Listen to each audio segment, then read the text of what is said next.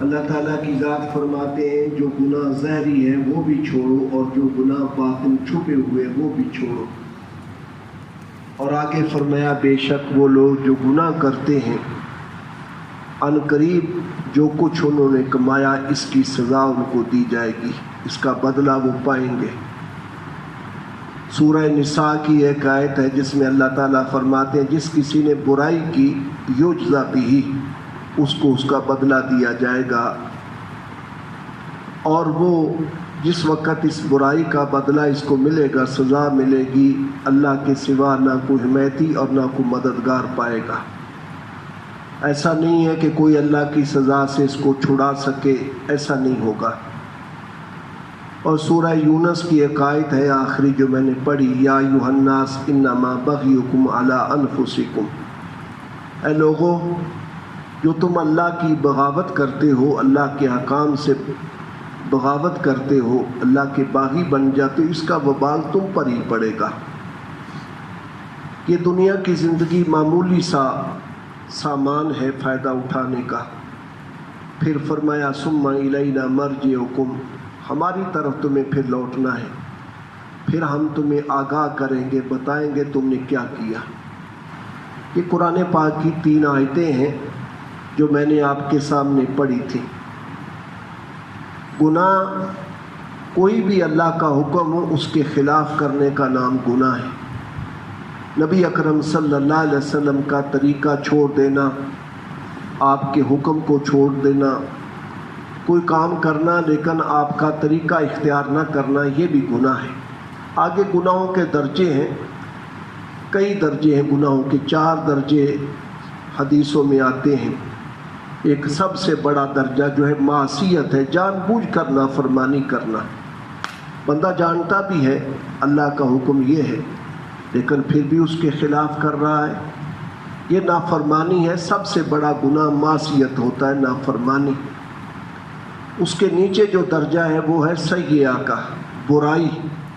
اس کے نیچے سیئہ کا درجہ ہے برائی، اور اس کے نیچے ہے خطیہ، خطا. اور آخری درجہ جو احادیث میں آتا ہے ذنب، یہ سب سے ہلکا گناہ ہوتا ہے ذنب جو ہے گناہوں میں سے. احادیث میں اکثر جو اعمال پر معافی کا ذکر کیا گیا، جب بندہ وضو کرتا ہے تو اس کے گناہ جھڑتے ہیں، وہاں ذنب کا لفظ آتا ہے حدیث میں، ذنب یا خطیہ کا لفظ آتا ہے، یہ لفظ آتے ہیں، یا سیئہ کا لفظ آتا ہے. یہ لفظ عام طور پر آئے ہیں، معصیت کے لیے لفظ نہیں آیا کوئی بھی. بندے نے وضو کیا تو چھوٹے گناہ اس سے جھڑتے ہیں بندے کے وضو کے ساتھ، لیکن وہ بھی اس صورت میں کہ جب چھوٹے گناہ بندہ بار بار نہ کرے. ایک بار ہو گیا، اگر ایک بندہ کام چھوٹا بھی گناہ ہے بار بار ہی کرتا ہے تو وہ بھی بڑا گناہ بن جاتا ہے، کیونکہ اس کے نزدیک پھر وہ اس کی حیثیت کچھ نہیں رہتی. تو گناہ نام ہے اللہ کی نافرمانی کا، اللہ کے حکم کے خلاف کرنے کا. جو کچھ اللہ نے کہا اس کے خلاف کرنا. اگر کچھ کام کرنے کے لیے اللہ نے کہے ہیں تو ان کو نہ کرنا، یا کسی کام سے اللہ نے منع کیا ہے اس کو کر ڈالنا، اس کا نام گناہ ہے. نبی اکرم صلی اللہ علیہ وسلم نے بھی بہت سارے احکام دیے کرنے کے، بہت سارے کاموں سے آپ نے روکا، اس میں بھی یہی بات ہے. آپ کے احکام کے خلاف کرنا یہ گناہ کہلاتا ہے. ان آیتوں کے اندر اللہ تعالیٰ نے گناہ کے وبال کا ذکر کیا ہے کہ گناہ کا وبال کیا پڑتا ہے. ایک بندہ نیکی کرتا رہے لیکن گناہوں سے نہ بچے تو اس کی نیکیاں ان گناہوں کی وجہ سے برباد ہو جاتی ہیں. نیکیاں گناہوں کی وجہ سے، اولیاء اللہ بعض کی زندگی بڑی ہمیں سادہ سی نظر آتی ہے، اعمال کے اندر اتنے زیادہ اعمال نظر نہیں آئیں گے، لیکن گناہوں سے بچنے کا بڑا اہتمام تھا ان کے ہاں. جو کچھ وہ کماتے تھے وہ ضائع نہیں ہونے دیتے تھے. ایک بندہ کمائے بھی بہت لیکن خرچہ بھی اس سے دگنا کر دے تو اس کے پلے کیا رہتا ہے. مسجد میں بیٹھا ہے، تسبیح پڑھ رہا ہے، صلاۃ و تسبیح پڑھ رہا ہے، نماز پڑھی، ذکر کیا، باہر نکلا تو پھر وہی گناہوں کے کام. تو یہ سارے گناہ اس کے ساری نیکیوں کو برباد کر کے رکھ دیں گے۔ اس سے اللہ تعالیٰ کی ذات نے روکا۔ قرآن پاک میں گناہوں کے وبال کو ذکر کیا گیا مختلف اندازوں میں۔ اللہ تعالیٰ نے ذکر کیا، ابلیس کا ذکر آتا ہے شروع میں ہی سورہ بقرہ کے اندر۔ سب سے پہلے ابلیس کا ذکر کیا گیا۔ قوم سمود، قوم عاد، قوم نوح، ان کے تذکرے بعد کے ہیں۔ قرآن پاک میں سورہ بقرہ میں شروع میں ہی ابلیس کا ذکر کیا گیا ہے۔ اس آدمی نے اس شخص نے اللہ کی بڑی عبادت کی تھی۔ طاؤس الملائکہ کے نام سے اس کو یاد کیا جاتا تھا، فرشتوں کا سردار سمجھا جاتا تھا اس کو۔ بہت عبادت کی، لیکن اللہ کی حکم کی نافرمانی کی وجہ سے یہ مردود بن گیا۔ قرآن پاک نے ذکر کیا ابا واستکبرا، اس نے اللہ کا حکم ماننے سے انکار کر دیا۔ واستکبرا، اپنے آپ کو بڑا سمجھا۔ وکان من الکافرین، اور کافروں میں سے ہو گیا یہ۔ اسی طرح اس کا نتیجہ بھی اللہ نے ذکر کیا کہ جو پہلے اتنا جس پر رحمتیں برستی تھیں اس کے بارے میں قرآن نے کہا، اس کو کہا گیا فَخْرُجْ فَإِنَّكَ رَجِيمٌ، یہاں سے نکل جاؤ، اب تم مردود ہو چکے ہو، اب تجھ پر لعنت برسے گی۔ قرآن پاک نے آگے کہ وَإِنَّ عَلَيْكَ لَعْنَتِي إِلَى يَوْمِ الدِّينِ، قیامت کے دن تک تجھ پر اللہ نے فرمایا میری لعنت ہی برسے گیا۔ یہ ایک نافرمانی ہے اللہ کے حکم کی، جس کا یہ برا نتیجہ سامنے آتا ہے کہ وہ اتنا عبادت گزار ہونے کے باوجود اتنا نیچے گر گیا جب نافرمانی کی اللہ تعالیٰ کی کہ قیامت تک فرمایا اب تجھ پر میری لعنت ہے۔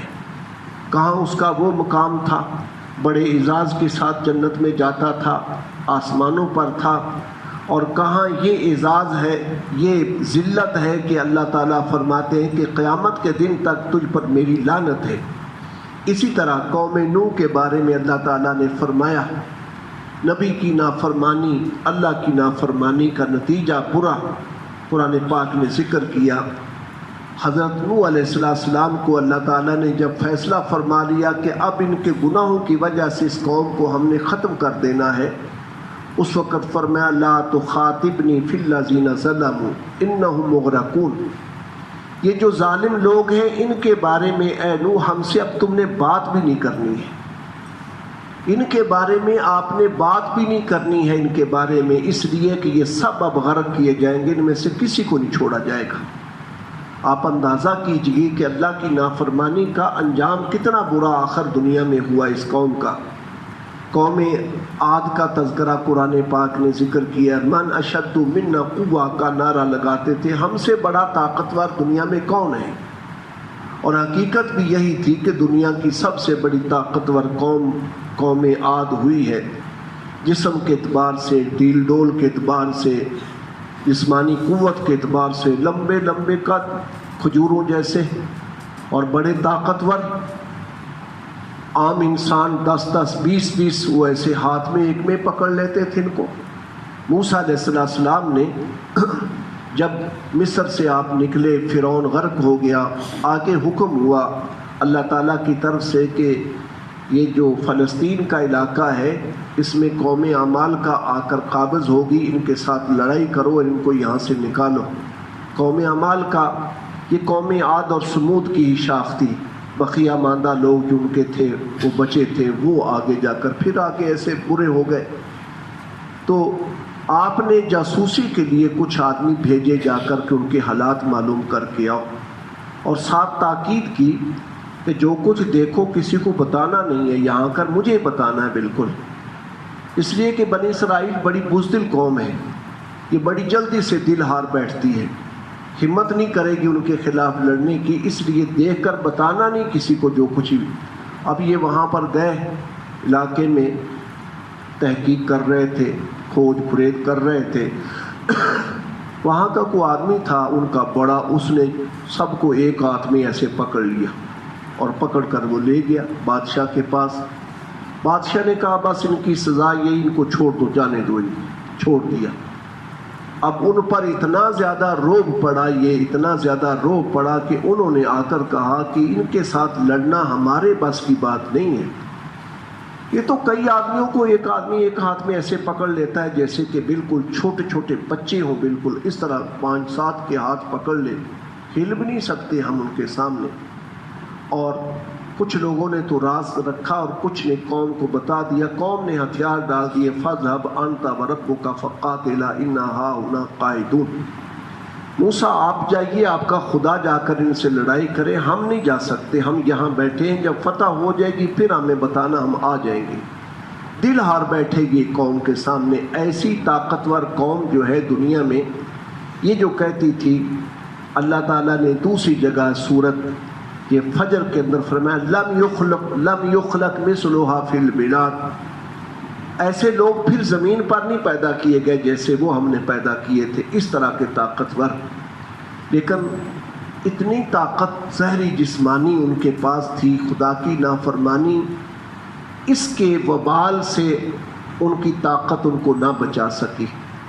قرآن پاک نے ذکر کیا ہے کأنہم اعجاز نخل خاویہ، جب پھر میرا عذاب آیا اور ہم نے ان پر تند و تیز اور ٹھنڈی ہوا کا عذاب بھیجا، ہوا نے ان کو ایسے نیچے سے اٹھا کر اوپر آسمان کی طرف لے جا کر زمین پر پٹکا اور مارا ان کو۔ یہ اس طرح لمبے لمبے قدوں والے پڑے ہوئے تھے جیسے لمبی لمبی کھجوریں اندر سے کھوکھلی ہو جاتی ہیں، بوڑھی ہونے کے بعد عرصہ گزر گیا درخت اندر سے کھوکھلا ہو جاتا ہے، اس طرح یہ کھوکھلے درختوں کی طرح جو کھجور کے تنے ہوتے ہیں، اس طرح لمبے لمبے قدوں والے پھر پڑے ہوئے تھے۔ یہ اللہ کی نافرمانی کا وبال اللہ تعالیٰ کی ذات نے ذکر کیا کہ ہماری نافرمانی کا وبال دنیا میں کیا رنگ لاتا ہے۔ اسی طرح قوم سمود کا تذکرہ بھی کیا ہے۔ حضرت صالح علیہ السلام کی بات کو نہیں مانا انہوں نے۔ اللہ تعالیٰ فرماتے ہیں فَأَمَّا ثَمُودُ فَأَخَذَتْهُمُ الرَّجْفَةُ فَأَصْبَحُوا فِي دَارِهِمْ جَاثِمِينَ، ایک زور کا زلزلہ آیا، ایک چیخ تھی فرشتے کی جس سے زمین بھی ہل گئی اور ان کے دل بھی پھٹ گئے۔ اتنی یہ اس طرح ایسے الٹے منہ صبح کے وقت برداشت نہ کر سکے اور گھروں میں اس طرح گرے ہوئے مرے ہوئے پڑے تھے۔ یہ اللہ تعالیٰ کی ذات نے قرآن پاک میں ذکر کیا ہے گناہوں کے وبال کو۔ کفر اور شرک سب سے بڑا گناہ ہے، اس سے نیچے نیچے پھر گناہ ہی ہے۔ گناہ کی تاثیر یہ ہے آخرت میں بندے کو دوزخ میں لے کر جائے گا۔ گناہ جنت میں جانے سے بندے کو روکے گا۔ گناہ کی تعلق اصل گناہ جتنے بھی ہیں یہ کفر کا شعبہ ہے۔ محدثین حضرات نے اس پر بحث کی کہ یہ کفر کے شعبے ہیں، کفر کے شعبے ہیں یہ اصل میں، یہ ایمان کے شعبے نہیں۔ ایمان کے شعبے ہیں نیکیاں، نیک کام کرنے، نیکیوں کو ایمان کے ساتھ مناسبت ہے، گناہوں کو کفر کے ساتھ مناسبت ہے۔ ایک مومن بندہ جو ہے یہ گناہ گار نہیں ہو سکتا۔ صحابہ کے دور میں یہ چیز بڑی عجیب سمجھی جاتی تھی کہ مومن بھی ہو اور گناہ بھی کرتا چلا جائے، اس طرح سے یہ بات بڑی عجیب تھی۔ اللہ تعالیٰ کی ذات نے قرآن پاک میں ذکر کیا ہے ان تتقوا اللہ یجعل لکم مخرجا، اگر تم اللہ سے ڈرو گے، ڈرنے کا معنی کیا ہے؟ اللہ سے، اللہ کی نافرمانی سے بچ جاؤ، ڈرنے کا مطلب یہی ہے اللہ سے۔ ایک بندہ زبان سے کہتا رہے 100 بار میں اللہ سے بڑا ڈرتا ہوں، اللہ سے بڑا ڈرتا ہوں، لیکن اللہ کے احکام کی وہ بندہ پرواہ نہیں کرتا، تو یہ بندہ اللہ کے ساتھ مذاق کر رہا ہے۔ بندہ یہ اللہ تعالیٰ سے ڈرنے کا مطلب یہ ہے کہ اس کی نافرمانی ہم نے نہیں کرنی۔ اللہ تعالیٰ کے حکم کے خلاف نافرمانی میں نہ ہوتا ہے، حکم کے خلاف جو فرمان ہے اس کے خلاف ہم نے نہیں کرنا، جو حکم ہے وہی کرنا ہے۔ اس کا رب تعالیٰ کی ذات نے ایک جگہ تو یہ ذکر کیا ان تتقوا اللہ یجعل لکم مخرجا، اللہ سے ڈرو گے ہر مشکل اور پریشانی میں اللہ تعالیٰ کی ذات کوئی نہ کوئی راستہ نکلنے کا بنا دیں گے۔ جو بھی تم پر پریشانی آئے گی، کوئی مصیبت آئے گی، اس پریشانی سے اللہ تعالیٰ کی ذات نکلنے کا کوئی نہ کوئی راستہ بنا دیں گے۔ آج ہمیں اس طرف جو ہے نا ہمارا دھیان نہیں ہوتا اللہ تعالیٰ کی ذات کی طرف۔ تویز گنڈے کا بڑا دور ہے، بھاگتے ہیں تعویذ گنڈوں کی طرف. کسی نے کاروبار میرا خراب کر دیا, میرا کاروبار برباد کر دیا, کسی نے کچھ کر دیا, اب کاروبار بند کر دیا. اللہ تعالیٰ کی ذات کسی کو دینا چاہے, یہ کیلنڈر آپ کے لگے ہوئے, ادھر ایک دعا ہے نبی پاک علیہ السلام کی جو صبح شام پڑھنے کے لیے آپ نے کہا ہے, صبح شام پڑھنے کا, کہ صبح شام پڑھا کرو اس کو. اللہم لا مانع لما آتیت, اس میں لفظ ہے سب سے پہلے حدیث کہ اللہم لا مانع لما آتیت, یا رب العالمین جو کچھ تو دینا چاہے اس کو کوئی روک نہیں سکتا. نہ کوئی جادوگر روک سکتا ہے, نہ کوئی تعویذ گنڈے والا روک سکتا ہے, نہ کوئی جن دیو روک سکتا ہے, کوئی بھی نہیں روک سکتا. یہ حدیث کے الفاظ ہیں دعا کے, اللہم لا مانع لما آتیت, جو تو دینا چاہے اس کو کوئی روک نہیں سکتا. اور لا موتی لما منعت, جس چیز کو تو روک لے کہ میں نے نہیں دینی اس کو پھر کوئی دے نہیں سکتا. ساری دنیا گھوم کر آپ پھر لیں, اگر اللہ کا فیصلہ نہ دینا کا ہے تو کوئی بندہ دے نہیں سکتا اس کو کہ لے کر دے دے. یہ نبی اکرم صلی اللہ علیہ وسلم نے یہ دعا سکھائی, یہ عقیدے کی بنیاد ہے جو صبح شام فرمایا دہرایا کرو. اللہم لا مانع لما آتیت, کہ یا اللہ جو تو دینا چاہتا ہے اس کو کوئی روکنے والا نہیں ہے. ولا موتی لما منعت, اور جس کو تو روک لے چیز کو, کسی کو نہ دینا چاہے پھر اس کو دینے والا بھی کوئی نہیں ہے. ایسا نہیں ہے کہ کوئی اس کو دے دے. یہ مخرج اور سبیل اللہ کی طرف سے پیدا ہوتی ہے مصائب سے نکلنے کے لیے, اور وہ اللہ کا وعدہ ہے گناہوں سے بچنے کے ساتھ, ان تتقوا اللہ یجعل لکم مخرجا ویرزقکم من حیث لا یحتسب. اور اللہ فرماتے ہیں کہ ہم ایسی جگہ سے تمہیں روزی دیں گے جہاں سے تمہارا گمان بھی نہیں ہوگا کہ روزی یہاں سے بھی مل سکتی ہے. ایسی جگہ سے روزی ہم تمہیں دیں گے, اور ایسے اسباب ہم پیدا کریں گے, وجود میں لائیں گے, تمہارا ذہن بھی نہیں کام کرے گا کہ یہ ہو کیسے گیا. اس طرح کے ہم اسباب پیدا کریں گے روزی دینے کے لیے. اور ایک جگہ پر اللہ تعالیٰ فرماتے ہیں ان تتقوا اللہ یجعل لکم فرقانا, اگر تم اللہ سے ڈرو گے, گناہوں سے بچنا شروع کر دو گے اللہ سے ڈر کر, حق باطل کی پہچان یہ اللہ تعالیٰ تمہیں عطا فرما دیں گے. نور بصیرت, جس کو نور بصیرت کہا جاتا ہے, حدیث میں نبی پاک علیہ السلام نے فرمایا اتقوا من بصیرت المومن فإنه ينظر بنور اللہ, ایمان والے کی بصیرت سے بچو, وہ اللہ کے دیے ہوئے نور سے دیکھتا ہے. شیخ عبدالعزیز دباغ رحمۃ اللہ علیہ یہ اندلس کے تھے, موجودہ اسپین جو ہے, یہ بڑا اسلام کا مرکز رہا ایک زمانے تک, تقریباً 8 صدیاں وہاں پر بڑا چرچا رہا اسلام کا. بڑے بڑے لوگ وہاں پیدا ہوئے, بڑے بڑے لوگ وہاں پر پیدا ہوئے, صاحب علم جن کے نام تاریخ میں آج بھی ہیں, ان کی تصنیفات ہمارے سامنے ہیں. شیخ عبدالعزیز بھی وہاں کے تھے. شیخ نبینا تھے, مادرزادی نبینا تھے, نبینا پیدا ہوئے, اور کچھ پڑھا بھی نہیں ہے حضرت نے, کہ قرآن پاک کے حافظ بھی نہیں تھے, عالم بھی نہیں تھے, لیکن تقوی اعلیٰ درجے کا حاصل تھا. کوئی اللہ کی نافرمانی نہیں کرتے تھے. اللہ تعالیٰ نے ایسی بصیرت عطا فرمائی تھی کہ بڑے بڑے صاحب علموں کو بھی وہ بصیرت حاصل نہیں ہے. ایک کتاب ہے ان کی الابریز کے نام سے عربی میں, اس کا اردو ترجمہ چھپا ہوا ہے. مولانا عاشق الہی صاحب جو رحمۃ اللہ علیہ تھے, غالباً میرٹھی ہیں یا بلند شہری ہیں, ان کا ترجمہ کیا ہوا ہے تبریز کے نام سے. کئی ترجمے لوگوں نے کیے لیکن وہ ترجمے صحیح نہیں ہیں. ان کا مولانا عاشق الہی صاحب کا ترجمہ صحیح ہے, باقی ترجمے صحیح نہیں ہیں, گڑبڑ ہے اس میں بڑی. یہ حدیث قدسی جو بات ہے, حدیث قدسی اور عام حدیث اور قرآن پاک کے درمیان فرق, یہ بڑا باریک کام ہے, بڑا باریک مسئلہ ہے جو محدثین نے اس کو کیا. لیکن حضرت نے اس کی کئی توجیحات وہاں پر ایسی کر دیں کہ بندہ حیران رہ جاتا ہے. ایک مرتبہ کسی نے امتحان کے لیے, حضرت کا امتحان لینے کے لیے ایسا کیا, قرآن پاک کو اور احادیث کو اور ویسے کسی کے عربی کلام کو خلط ملط کر کے پڑھا، پتہ چلے کہ حضرت حافظ نہیں تھے، عام جیسے رسمی عالم ہوتے ہیں یہ بھی نہیں تھے، لیکن تقوی بڑا اعلی درجے کا حضرت کو حاصل تھا۔ جب پڑھا گیا تو قرآن پاک جو پڑھا گیا تو آپ نے فرمایا یہ اللہ کا کلام ہے، اور اس کے بعد جو حدیث تھی اس کے بارے میں کہا کہ یہ نبی اکرم صلی اللہ علیہ وسلم کا کلام ہے، اور جو ویسے عربی عبارت خلط ملط کر کے ساتھ ملا دی گئی تھی، پڑھی گئی تھی، اس کے بارے میں کہا نہ یہ کلام اللہ ہے نہ یہ کلام رسول اللہ صلی اللہ علیہ وسلم ہے، یہ کسی بندے کا کلام ہے عام کا۔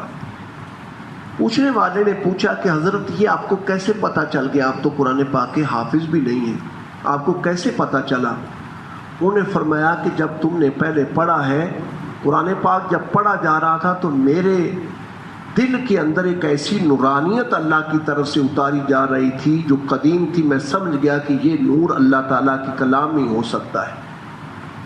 ایک نور تھا، روشنی تھی جو میرے دل میں اتاری گئی، اور وہ نور قدیم تھا، حادث نہیں تھا، میں سمجھ گیا کہ یہ اللہ کے کلام کا نور ہے، اللہ کا کلام ہے۔ جو نبی کریم علیہ السلام کی حدیث مبارک تھی اس میں بھی نورانیت تھی اور نور تھا، لیکن وہ نور اور طرح کا تھا، اس طرح کا نہیں تھا جیسے کہ کلام اللہ کا تھا۔ میں سمجھ گیا کہ یہ نبی اکرم صلی اللہ علیہ وسلم کا کلام ہے، اور یہ جو دوسری تم نے عبارت پڑھی ہے اس میں بالکل کوئی روشنی نہیں تھی، اندھیرا تھا بالکل۔ میں سمجھ گیا کہ نہ یہ کلام اللہ ہے اور نہ یہ کلام رسول اللہ صلی اللہ علیہ وسلم ہے۔ اللہ تعالیٰ کی ذات فرماتے ان تتقوا اللہ یجعل لکم فرقانا، اگر تم گناہوں سے بچنا شروع کر دو گے، گناہوں سے بچو گے تو ہم ایک تمہارے اندر حق باطل کی تمیز پیدا کر دیں گے۔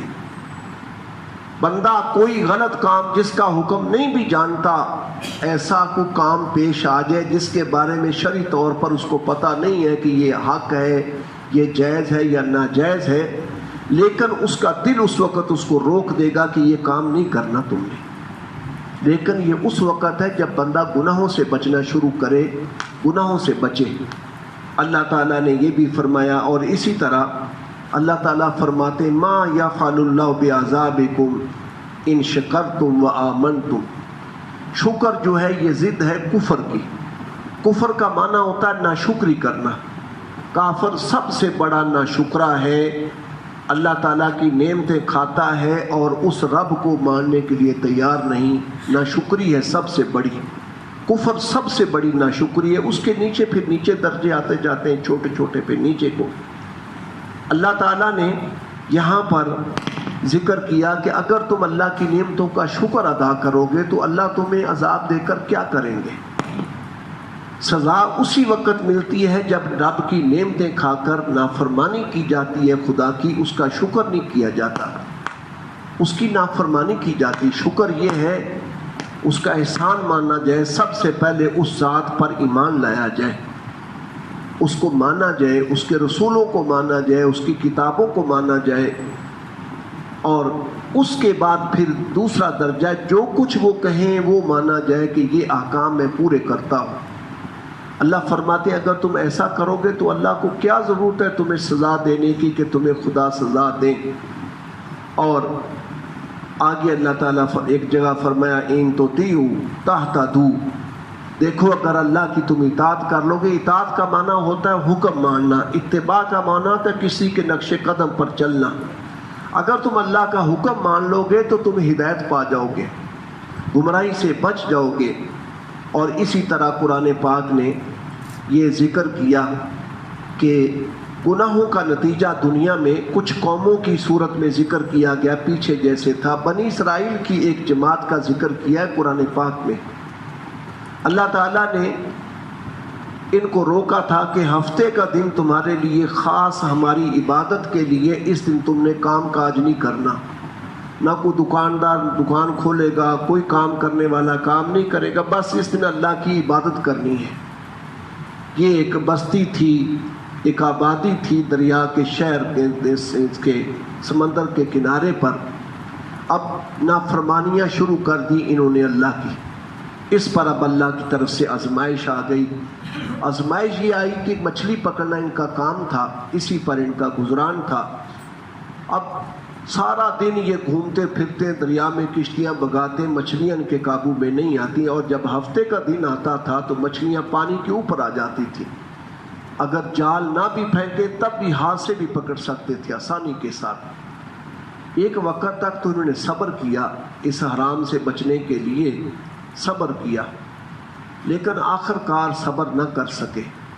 انہوں نے پھر چاہا کہ جیسے آج کل بھی لوگ ہیلے کرتے ہیں، سود کو حلال کرنے کے لیے مختلف نام دیے جاتے ہیں، مختلف ناموں سے کہ سود حلال ہے، اس طرح سے یہ تو جی ایسا ہے، یہ تو ایسا ہے، یہ ایسا کرتے ہیں، مختلف ہیلے کرتے ہیں لوگ۔ ہیلے کرنے سے حرام چیز حلال نہیں ہو سکتی۔ حرام سے بچنے کے لیے تو ہیلا ہوتا ہے کہ بندہ کو ایسی کوشش کرے کہ حرام سے میں بچ جاؤں، لیکن حرام کو حلال کرنے کے لیے ہیلا کوئی بھی شرعاً جائز نہیں ہے۔ انہوں نے ہیلا کیا حرام کو حلال کرنے کا کہ پیچھے تالاب بنا دیے خشکی میں، آگے نالیاں نکال کر سمندر میں ڈال دیں، سمندر کا پانی تالابوں میں آ گیا۔ اب ہفتے کے دن اللہ تعالیٰ نے منع کیا تھا تو انہوں نے کہا کہ ہم نہیں پکڑتے، ہیلا کیا، پیچھے سے جال کے ساتھ ایسے مچھلیوں کو ہانکا اور ساری وہ اس جو نالا بنایا ہوا تھا، چھوٹا راستہ پانی کے ملنے کا، اس کے ذریعے سے ساری تالاب میں داخل کر دی، پیچھے سے مٹی ڈال کر بند کر دیا پانی تاکہ بار واپس نہ جا سکے۔ اب یہ کہ ہیلا کیا اور نہیں پکڑا۔ اتوار کی صبح آئی، اب شکار کرنا جائز ہے ان کے لیے، اب جا کر انہوں نے شکار کیا۔ ایک وقت تک اب قوم کے وہاں پر 3 گروہ ہوئے جو قرآن پاک کے اسلوب سے معلوم ہوتا ہے۔ ایک تو لوگ یہ تھے کہ یہ برائی کرنے والے تھے، دوسرے لوگ وہ تھے جو اس برائی سے روکنے والے تھے کہ ایسا نہ کرو، خدا کا عذاب آ جائے گا، اللہ کی نافرمانی پر اللہ کی پکڑ آ جائے گی، ایسا مت کرو۔ تیسرے کچھ لوگ وہ تھے جنہوں نے کہا کہ 1-2 مرتبہ کہا، نہیں مانتے تو ان کو چھوڑ دیا کہ دفع کرو، ان کو سمجھانے کا کیا فائدہ، یہ مرتے ہیں تو مرے، ہمیں اپنی قبر بچانی چاہیے، وہ چھوڑ دیا۔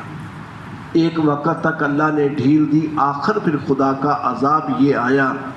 اللہ کہتے ہیں کہ فلما نسوا عما نہوا عنہ، فلما اتوا عما نہوا عنہ، جب انہوں نے جس چیز سے روکا گیا تھا اس سے سرکشی کی اور اس کو کرنا شروع کر دیا، تو قلنا لہم کونوا قردۃ خاسئین، ہم نے حکم دیا سب بندر بن جاؤ، ذلیل ہو جاؤ۔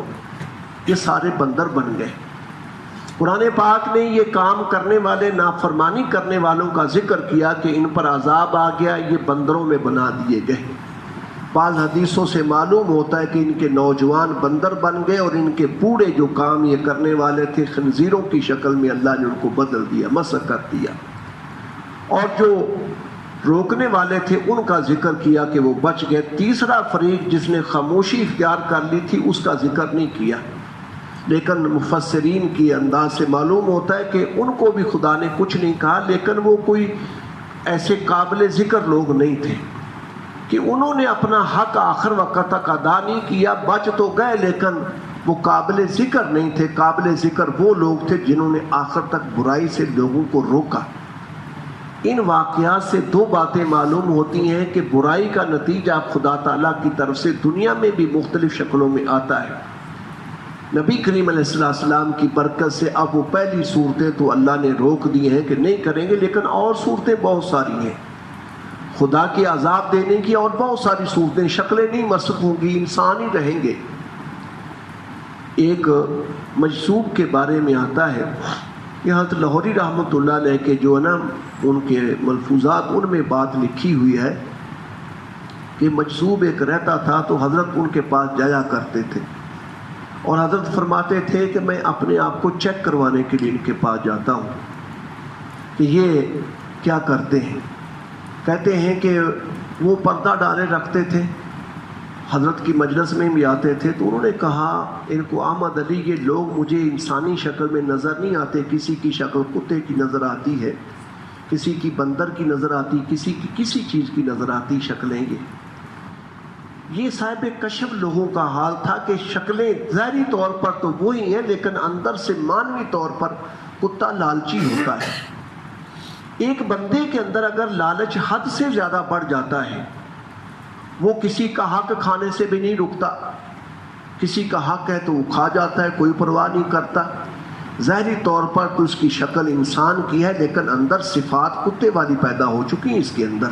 کتا لالچ میں مشہور ہے، خواب میں بھی کوئی بندہ کتا خواب میں دیکھے اگر، اس کی تعبیر یہی ہے کہ لالچی بندہ ہے، اس نے لالچ کو جو اس کے اندر پایا جاتا ہے اپنا عکس جو ہے عالم مثال میں کتے کی شکل میں دیکھا ہے۔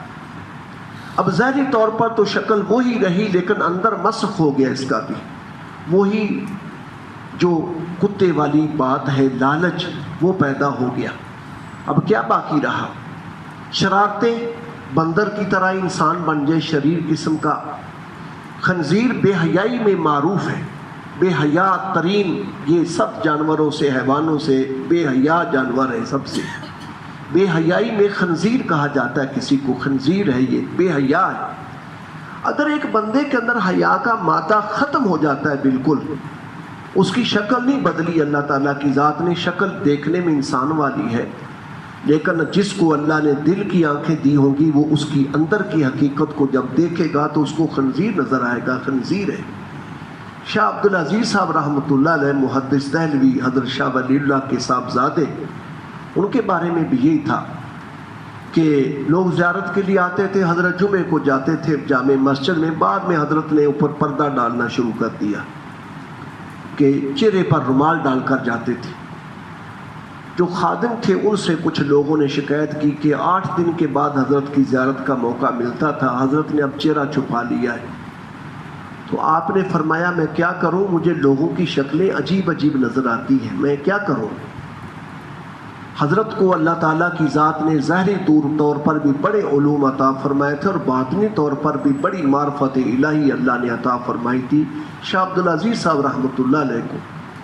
مسئلہ یہ ہے کہ یہ جو ان کی حالت بدلی گئی ہے، اس وقت نبی کریم علیہ السلام کی دعا سے وہ ظاہری شکلیں تو نہیں بدلیں گی، ظاہر میں تو وہی رہیں گی، لیکن اندر سے بدل جائے گا معاملہ۔ بے حیا آدمی جو ہے، بے حیائی میں ایسا ہو گیا تو اندر اس کا خنزیر کی طرح بن چکا ہے، بے حیا، اس کو حیا ہی نہیں آتی بالکل، کتنا بے حیائی کا کام ہے کرتا چلا جاتا ہے۔ نبی کریم علیہ السلام کی ایک حدیث ہے جس میں آپ نے فرمایا سارے انبیاء کی تعلیم یہ رہی، اذا فات الحیا ففعل ما شئت۔ اس کا معنی ویسے جو کیا جاتا ہے جب بندے کے اندر حیا نہیں رہتی وہ ہر برا کام کرتا ہے، پھر برائی اس کو نظر نہیں آتی ہے۔ آج یہ بات مغرب میں خاص طور پر دیکھ لی جائے، اور ہمارا معاشرہ جو مغرب زدہ ہے، بالکل مغرب کے رنگ میں رنگا ہوا ہے، بالکل ان کو کچھ نہیں اس طرح سے۔ باپ بیٹیوں کے سامنے نکر پہن کر پھر رہا ہے، اس کے گھٹنے بھی ننگے ہیں باپ کے، بیٹیاں بھی جوان پھر رہی ہیں، یہ حیا تھوڑی ہے کوئی ایسی۔ باپ نے آج کل ہمارے ہاں جو زیادہ مغرب زدہ لوگ ہیں ان کا حال یہی ہے، ان کو کوئی پرواہ نہیں ہے کہ جوان بیٹی میری گھر میں ہے، میری جوان بہو گھر میں ہے تو میرا لباس کیسا ہے، کیا اس میں کوئی حیا ہے یا نہیں، اس کو کوئی پرواہ نہیں اس کی۔ اب اس کے بارے میں اندر کا کیا کہیں گے آپ کہ اس کے اندر کیا ہو گیا ہے۔ ظاہری شکل نہیں بدلی خدا تعالیٰ کی ذات نے، لیکن اندر سے وہی رہا۔ اور ایک جگہ قرآن پاک نے فرمایا فلما آسفونا انتقمنا منہم، جب انہوں نے ہمیں غصہ دلایا تو پھر ہم پکڑ لیا ہم نے ان کو۔ کبھی کبھی خداوند تعالیٰ کی ذات کو جب غصہ آتا ہے تو پھر پکڑتے ہیں، ظاہری طور پر کوئی نہ کوئی مصیبت آ جاتی ہے، پھر کوئی نہ کوئی ایسی آفت آتی ہے کہ پھر لوگ چیختے ہیں۔ اور فرمایا انا من المجرمین منتقمون، ہم مجرموں سے انتقام ضرور لیں گے، دنیا میں لیں یا نہ لیں یہ اللہ کی مرضی ہے، لیکن آخرت میں جرم کا انتقام ہم ضرور لیں گے، ان ظالموں سے ہم بدلہ ضرور لیں گے۔ اس لیے بھائی اللہ تعالیٰ کی ذات فرماتے ہیں جو ظاہری گناہ ہیں ان کو بھی چھوڑو، اور جو اندر ہی اندر بندہ کام کر رہا ہے، لوگوں کے سامنے تو بڑا شریف آدمی نظر آتا ہے لیکن اندر اس کا بگڑا ہوا ہے اگر ہے، یہ گناہ اندر کے بھی چھوڑو۔ اللہ کا معاملہ جو ہے وہ علیم بذات الصدور کا معاملہ ہے، وہ تمہارے سینوں کی سب باتوں کو، دل کے آنے والے خیالات کو بھی جانتا ہے کیا تم کر رہے ہو۔ اس لیے مطالبہ کیا گیا کہ ایسا نہ کرو، اس لیے کہ جو لوگ ایسا کریں گے ان کو اس کی سزا دی جائے گی۔ یہ دنیا کے اندر بھی گناہوں کا وبال، اور گناہ کہتے ہیں اللہ کے حکم کے خلاف کرنے کو، اللہ کے نبی کے حکم کے خلاف کرنے کا نام گناہ ہے۔ بس اس پر سارا وبال ہے۔ ایک بندہ صرف فرائض نماز 5 وقت کی پڑھ لے اور اسی طرح اس کے ساتھ روزے رکھ لیتا ہے، اگر مال ہے زکوٰۃ ادا کر دیتا ہے، حج فرض ہے حج کر لیتا ہے، وہ رات پر نفلیں نہیں پڑھ سکتا، وہ اور کوئی کام اس طرح نفلی نہیں کر سکتا، لیکن گناہوں سے بچتا ہے، تو یہ وقت کا بندہ ولی ہے بالکل۔ جو کچھ اس نے کمایا اس کے پاس محفوظ ہے، اس نے ضائع نہیں ہونے دیا۔ اور ایک بندہ اگر کماتا ہے 1000 روپیہ اور شام کو خرچہ کر دیتا ہے 1500 روپیہ، تو اس کے پاس کیا رہے؟ وہ تو مقروض در مقروض ہوتا چلا جائے گا۔ گناہ بندہ نیکیاں بھی کرے، گناہ بے تحاشا کرتا جائے، قیامت میں گناہوں کے ڈھیر لے کر آ جائے اللہ کے سامنے، کیا بنے گا وہاں نیکیوں کا؟ اللہ مجھے آپ کو اس بات کے سمجھنے کی توفیق عطا فرمائے۔ آج اس بات کی بڑی ضرورت ہے، گناہ بہت ہو رہے ہیں، اللہ کی نافرمانی بہت ہو رہی ہے اور اس کو کوئی اہمیت ہی نہیں دی جا رہی۔ جھوٹ بولنا گناہ ہے، بہت بڑا کبیرہ گناہ ہے، لیکن ہمارے معاشرے میں اس کی حیثیت کیا ہے؟ جھوٹ بولنے کو کوئی نہیں برا سمجھتا، کوئی بھی نہیں، چلتا ہے کام جیسے چلتا ہے، حالانکہ یہ کبیرہ گناہ ہے، بہت بڑا گناہ ہے یہ۔ اس طرح اور کتنے گناہ ہیں۔